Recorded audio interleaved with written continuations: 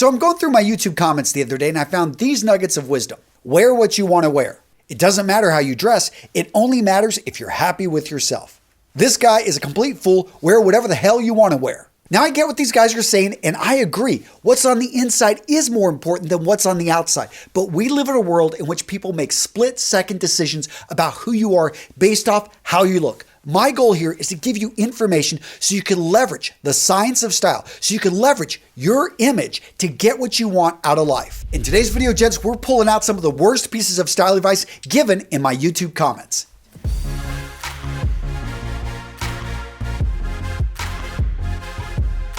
So the first piece of bad style advice I see down in the comments in various forms is that a man should take a woman shopping with him when he's going to get dressed up. Because women, when it comes down to it, they can see more colors. They can smell more things. They're just better at style. They know how to get better deals. Gentlemen, a man needs to be able to dress himself. You don't want a woman choosing your clothing. You don't want other men choosing your clothing. You choose your own clothing and determine what message are you going to send the world with that clothing. Now, I'm not saying you can't get help from a wife. Maybe she's really good at shopping and she knows what you like. But what you don't want is your wife choosing your clothing because she's going to dress you how she sees you. But don't just go along with it without thinking about, again, the message that you want to send the world. So it seems like there's a few trolls out there in some corner of the internet that believe when you wake up in the morning, you should not look in a mirror, that you should not take pride in your appearance. No, you need to throw on basic clothing, brush your teeth, maybe shower occasionally, but go straight to work. Do not take pride in your appearance. Notice I said that again, taking pride in your appearance, because that's really what it's about. It's not about you spending an hour getting ready or 30 minutes getting ready, 15 minutes getting ready. That's none of my business. I want you to put your best foot forward. And I want you to say, you know what? I'm getting dressed for myself.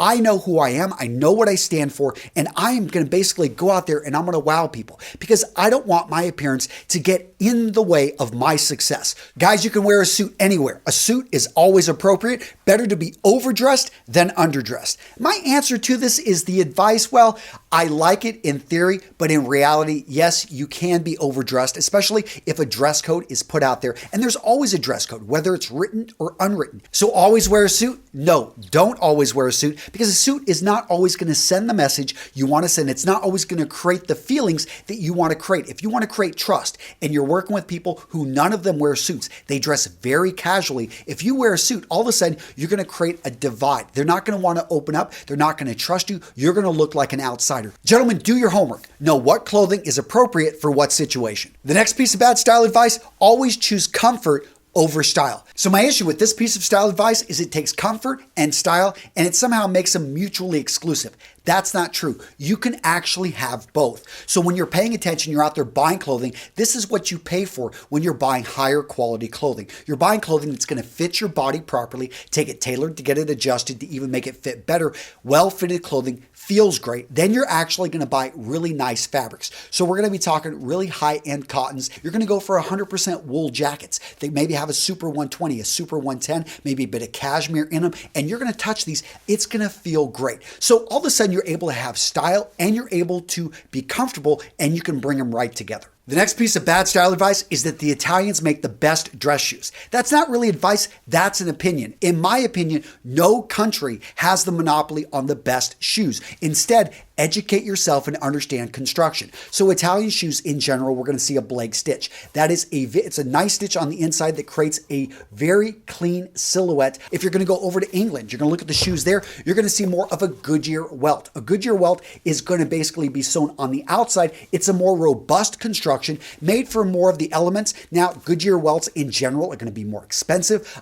Blake stitch is going to be just below it in price. Gents, this is what you want to avoid, glued shoes. But at the end of the day, you want to understand shoe construction so you can go out there and make the right decision for you. And gents, if you want more on shoe construction, I've got this video for you right here. I go into the various types of shoe construction in a lot more detail. The next bad piece of style advice, wearing French cuffs makes your outfit formal. No, that's not the case. One particular style feature on one piece of clothing does not make an outfit formal. And that's the key, an outfit. So formality resides with outfits and pieces that are put together and basically the sum of all of those parts. And understand that if you wear a casual piece of clothing with a more formal outfit, it will bring down the entire formality level of the outfit. But what are the formality levels? Okay, as you can see with formal clothing, aka white tie, there's an exact list of what you're going to wear with what. It's really simple because when you follow the prescription of what you need to put together, you're going to get white tie. Now, next up, we've got what most people consider to be formal, but it's actually semi-formal,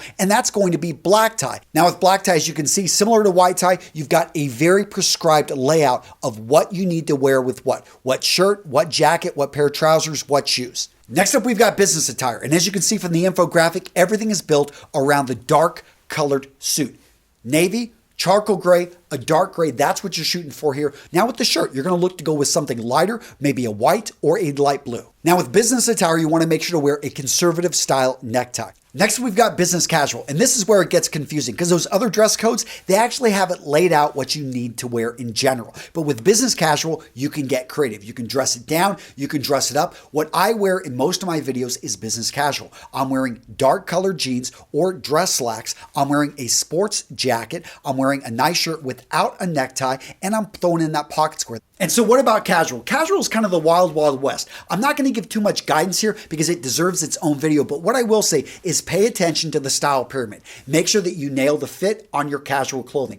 Casual does not mean sloppy. Next up, pay attention to the function of the clothing. You want to make sure, okay, if this is going to be a dressier casual or an ultra casual, you're going to the beach, understand the difference and dress appropriately. Now, gents, if you're enjoying this video, I'd appreciate it if you click on that like button. And if you're new to Real Men, Real Style, welcome. I'd appreciate it if you join this community by clicking on that subscribe button, becoming part of what we've created here. And guys, let me know down in the comments if you enjoyed this video, if you liked it, because those YouTube gods, they want to hear from you guys. They want to see the interaction, and I greatly appreciate it. The next bad piece of style advice, you always need to wear your watch on your left hand. Why is this bad advice? Because you can wear a watch on whatever hand you want. Why do most people wear it on the left hand? Because most watches are built to be worn on the left hand. When you look at the crown, the crown's going to adjust the time, it's going to wind up the watch, and it's normally on the right hand side. Most people want their right hand, their dominant hand, they want it to be free. But if you're left-handed and you want to wear it on the right, then go for it. If you're right-handed and you want to wear it on the right, have fun with your watches. There isn't one hand that you want to wear it on. There is one hand that most people will wear it on,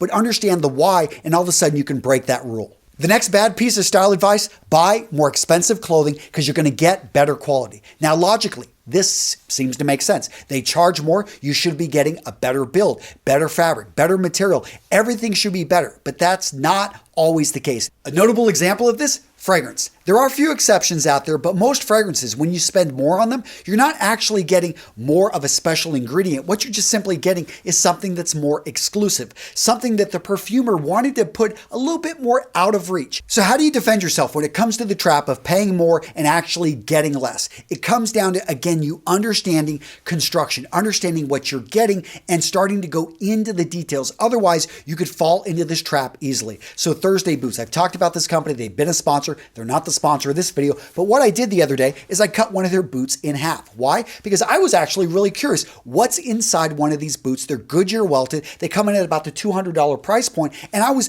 very pleasantly surprised to see the quality that goes into the construction. So this is an example. You're going to pay less. You're going to get higher quality than I've seen a lot of other companies make a Goodyear welt, and they charge 2 to 3 times as much, and I'm not sure if their construction is really going to be any better than Thursday. All right, gents, what'd you think? Enjoyed today's video? I know I didn't put in any super offensive comments. I wanted to keep things positive because at the end of the day, I want you thinking for yourself. That's why I give you all the resources. When you go to my website, Real Men, Real Style, you're going to find all those ebooks on shoes, on watches, on a shave map, how to shave properly. We go into casual style. I put all this information out there so that you can use it to become the man you know yourself to be. So guys, go check out. I've got all those resources for you and additional videos down in the description of today's video. That's it, gentlemen. Take care. I will see you in the next video.